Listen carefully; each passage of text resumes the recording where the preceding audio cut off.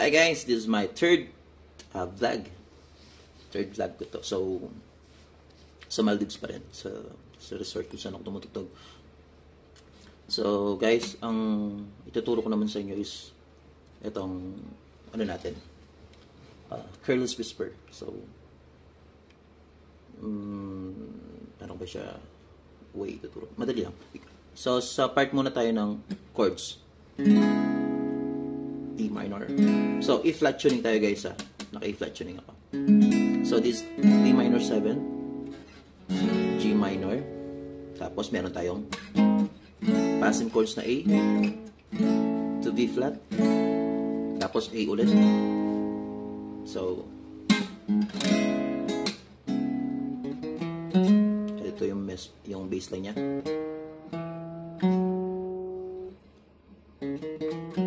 Ay.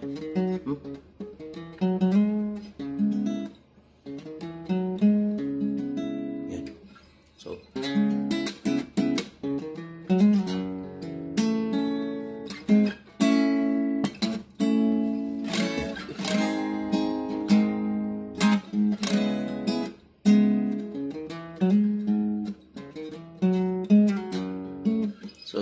yung bassline niya agad siyang lumilipad. So, D minor. Ito yung mismong G. So, pupunta ka na din. G minor. A to B flat. Tapos, so, yun lang yung cycle niya.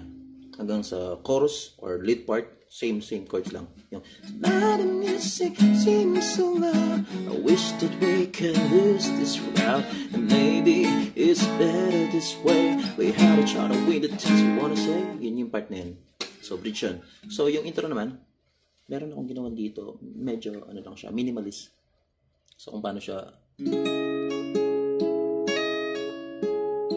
yan. Ito yung D. So, meron tayong triad. Ito yung triad niya. Triad, tuloy yung sinabi ko. Meron tayong 3 notes. So, 4 notes. Kasama yung mismo D. Yan. Tapos yung part nito. Dito naman siya sa mismong 6th fret. Tama ba? 6th fret. Oo. Tapos, meron tayong major 7.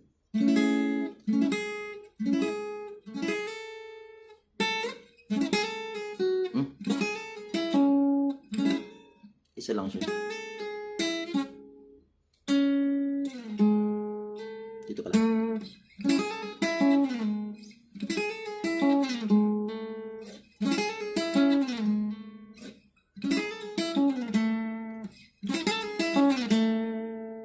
Yan. Ulit.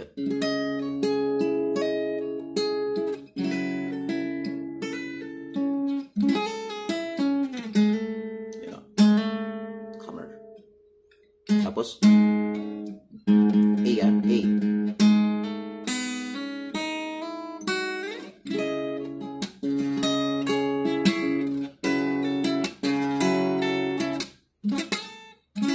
Sorry, malaki yung buko ko. Mahaba pala.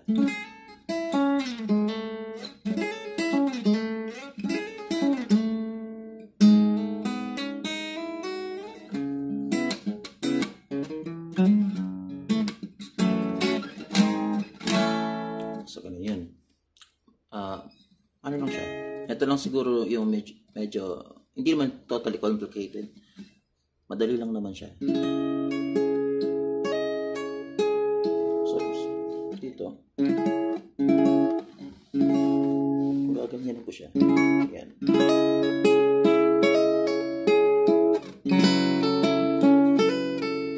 Tapos, sweet. Ayan.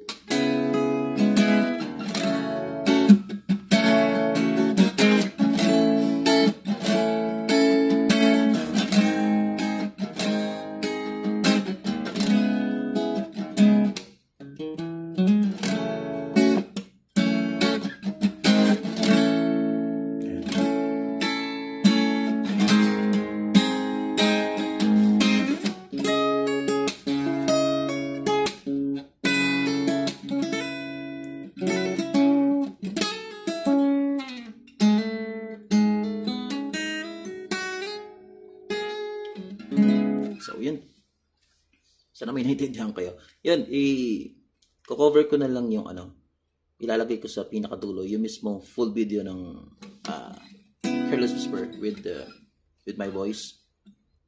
So, yun. Panoorin nyo guys hanggang dulo. Salamat. My name is Ramjay. Thank you. And this is my third vlog for tutorial. Thanks.